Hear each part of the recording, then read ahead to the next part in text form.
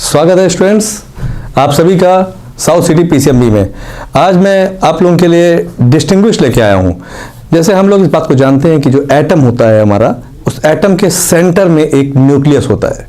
Atom के centre में एक न्यूक्लियस होता है। This for class 9। ठीक, जो लोग अभी बिल्कुल नए हैं, एटम के बारे में नहीं जानते हैं, उनके लिए एक पहली सी इंफॉर्मेशन कि जो हमारा एटम होता है उसके सेंटर में न्यूक्लियस होता है और उस न्यूक्लियस के अंदर प्रोटॉन और न्यूट्रॉन होता है। क्या होता है? प्रोटॉन और न्यूट्रॉन। और उस जो न्यूक्लियस को हम देखते हैं उसके चारों तरफ ऑर्बिट्स होती हैं। क्या होती हैं? ऑर्बिट्स होती हैं। और उन ऑर्बिट्स में जो रिवॉल्व करता है वो होता है इलेक्ट्रॉन। क्लियर? तो proton and neutron are present in the nucleus and they together constitute to form the mass of an atom. और वही एक एटम का मास बनाते हैं जिसे हम लोग कहते हैं एटॉमिक मास। ठीक है, यानी कि mass of the whole atom is dependent on the mass of the nucleus because most of the space in an atom is empty. ज्यादातर स्पेस जो एटम में है वो एम्प्टी है और इस प्रोटॉन न्यूट्रॉन के चारों तरफ इलेक्ट्रॉन घूमते हैं। लेकिन कई बार जब हम क्लास 9 में इस चीज को देखते हैं तो कई बच्चे एग्जैक्टली समझ नहीं पाते हैं कि इलेक्ट्रॉन, प्रोटॉन, न्यूट्रॉन में डिफरेंस क्या है।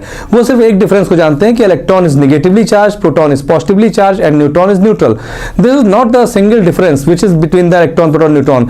जब क्लास 9 में एग्जाम में लिखने के लिए आता है तो क्वेश्चन आता है कि compare the electron, proton and neutron in the tabular form. Tabular form में इलेक्ट्रॉन, प्रोटॉन और न्यूट्रॉन में डिस्टिंग्विश करिए, जिसको मैंने आपके सामने रखा है। जैसे सबसे पहले मैंने लिखा प्रॉपर्टी, फिर मैंने लिखा इलेक्ट्रॉन, फिर लिखा मैंने प्रोटॉन और उसके बाद लिखा मैंने न्यूट्रॉन। तो सबसे पहले इसको हमने 7 पॉइंट्स में इसको हम डिस्टिंग्विश करने जा रहे हैं आपके सामने। 7 पॉइंट्स में हम इलेक्ट्रॉन, प्रोटॉन और न्यूट्रॉन को आपके सामने डिस्टिंग्विश करेंगे, जिसमें पहला सिंबल है। क्या है? सिंबल। सेकंड है डिस्कवर्ड बाय, यानी कि who discovered electron, proton and neutron. Third है electrical nature, what is the electrical nature of electron, proton and neutron. Fourth है absolute charge, what is the charge, basically जो absolute charge है present on the electron, proton and neutron.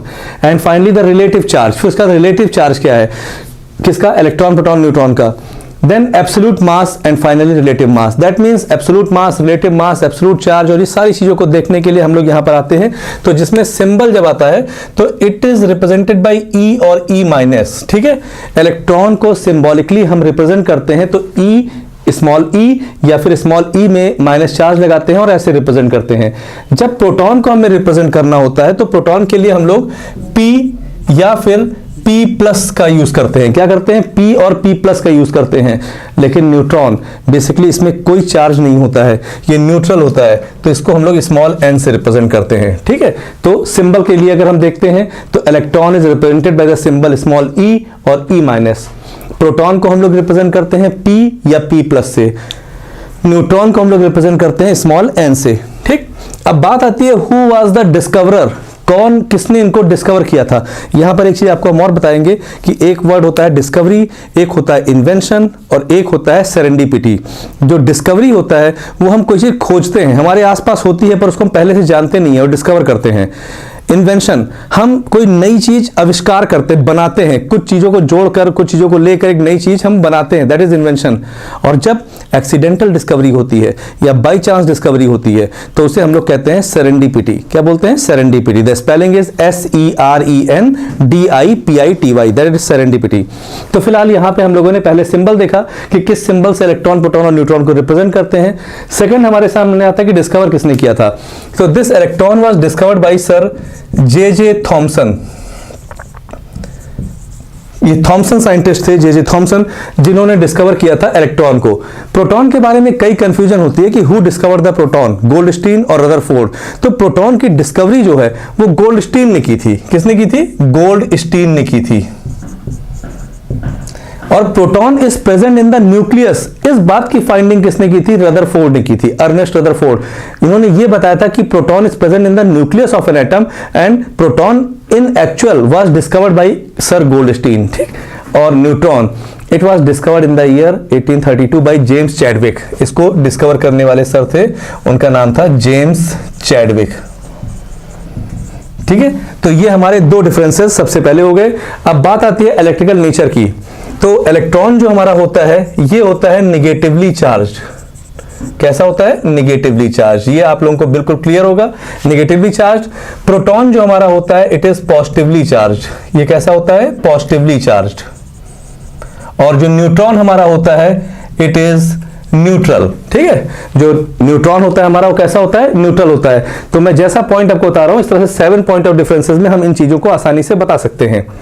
बात आती है absolute charge, it is -1.6 into 10 to the power -19 coulomb. ठीक है, -1.6 into 10 to the power -19 coulomb, this is the charge present on an electron. ठीक है, charge जो electron पे present है वो कितना है, 1.6 इंटू 10 टू द पावर -19, चूंकि इलेक्ट्रॉन नेगेटिवली चार्ज है तो यहाँ पे हम माइनस लगाते हैं। और यही चीज जब यहाँ पर आता है तो भी होता है तो 1.6 इंटू 10 टू द पावर -19, लेकिन यहाँ पर सिंबल क्या होता है, पॉजिटिव हो जाता है। क्या होता है, पॉजिटिव, और फॉर्मूला वही कूलम रहता है। तो -1.6 into 10 to the power -19 coulomb, this is the electronic charge, plus same चीज रहेगी 1.6 into 10 to the power -19 coulomb, this is proton. और न्यूट्रॉन का जो होता है दैट इज 0। क्या होता है, 0, कोई चार्ज नहीं होता है न्यूट्रॉन के ऊपर। ठीक, हम बात करते हैं रिलेटिव चार्ज की, तो न्यूट्रॉन का रिलेटिव चार्ज भी 0 ही होता है। The relative charge of neutron is also 0, लेकिन इसका होता है -1, इसका होता है +1। -1 is the relative charge of electron and +1 is the relative charge of proton, and the charge present on neutron is 0। Electron जो उसका चार्ज होता है, कौन सा चार्ज, रिलेटिव चार्ज, वो क्या होता है, 0। हम बात करते हैं एब्सोल्यूट मास की, तो इलेक्ट्रॉन के लिए it is 9.11 into 10 to the power -31 kilogram. ठीक है, this is the absolute mass of an electron. जब आप आगे चलकर न्यूमेरिकल करोगे कोई भी जो रिलेशन में होगा इलेक्ट्रॉन्स के, तो वहां पे जो मास ऑफ इलेक्ट्रॉन लेंगे that will always be taken as 9.1 multiplied by 10 to the power -31 kilogram, जो आगे चल के आता है 9.11। क्लियर, ये हो गया इसका मास। और इसका जो मास होता है that is 1.67 multiplied by, yes आप बता सकते हैं, 10 to the power -24 gram. This is the mass of a proton. Proton का मास कितना होता है, 1.67 multiplied by 10 to the power -24 gram, this is the mass of a proton. और हम न्यूट्रॉन की बात करें मास की, तो इट इज ऑल्सो 1.675, ये भी कितना होता है, 1.675 multiplied by 10 to the power -24 gram. ठीक है, तो यानी मास अगर हम देखें एब्सोल्यूट मास, तो प्रोटॉन और न्यूट्रॉन का नियरली सिमिलर है, लेकिन जो इलेक्ट्रॉन का है वो 9.11 है। कितना है, 9.11। सबसे ज्यादा आगे चल के न्यूमेरिकल्स में अगर किसी काम आता है तो वही आता है कि मास ऑफ इलेक्ट्रॉन कितना होता है। उसके बाद हम बात करते हैं रिलेटिव मास की, तो इट इज 1/1840 AMU। ठीक है, 1/1840, this is the relative mass of electron. और अगर हम प्रोटॉन और न्यूट्रॉन की बात करें तो बोथ आर 1। क्या होता है, 1। तो अभी हम लोगों ने यहां पर डिस्टिंग्विश देखा इलेक्ट्रॉन, प्रोटॉन, न्यूट्रॉन का, और ये बहुत ही आसान है, इट्स वेरी सिंपल। जब भी बात इसकी आएगी तो 7 पॉइंट सबसे याद करने के लिए क्या है कि इलेक्ट्रॉन, प्रोटॉन, न्यूट्रॉन को हम लोग 7 पॉइंट्स में डिफरेंशिएट कर सकते हैं, जिसमें पहला पॉइंट सिंबल का आता है। सिंबल हमारा है क्या, EPN। ठीक, discovered by Thomson, Goldstein, Chadwick. फिर बात आती है इलेक्ट्रिकल नेचर की, negatively charge, positive charge, neutral. बात आती है एब्सोल्यूट चार्ज की, -1.67 into -1.6 into 10 to power -19 coulomb, इधर +1.6 इंटू 10 टू पावर -19 कूलम, और उधर क्या होता है, 0। फिर बात आती है रिलेटिव चार्ज की, -1 + 1 0। बात आती है एब्सोल्यूट मास की, 9.11 into 10 to power -31 kilogram, 1.67 into 10 to power -24 gram, और उधर 1.675 इंटू 10 टू पावर -24 ग्राम। बात आती है रिलेटिव मास की, तो इलेक्ट्रॉन का रिलेटिव मास 1/1840 AMU, और प्रोटॉन का 1, न्यूट्रॉन का 1। आप इसका स्क्रीनशॉट ले सकते हैं अगर चाहें तो, ये आपके लिए बहुत इंपॉर्टेंट है, you can take the screenshot. ठीक है, और इसको ऐसे टेबुलर फॉर्म में अगर आप इसको याद करते हो तो ये आपके क्लास 9th में 2 से 3 मार्क्स के क्वेश्चन होते हैं जो बहुत इंपॉर्टेंट होते हैं। कई सारे स्कूलों में डिस्टिंग्विश पूछते हैं, ये स्ट्रक्चर ऑफ एन एटम से ही रिलेट होता है। जब स्ट्रक्चर ऑफ एटम हम पढ़ते हैं तो उसमें ये बहुत ही इंपॉर्टेंट टॉपिक होता है। इसके बाद एक क्वेश्चन हम आपको और कराएंगे जो बहुत ही इंपॉर्टेंट क्वेश्चन है, वो ये मैच द कॉलम आता है। क्या आता है, मैच द कॉलम। ठीक है, उसको हम देखते हैं मैच द कॉलम कैसे करते हैं।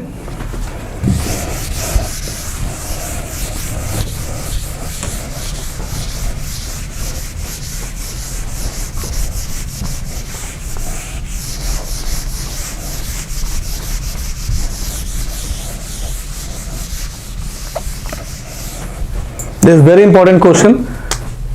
We are going to perform the match the column.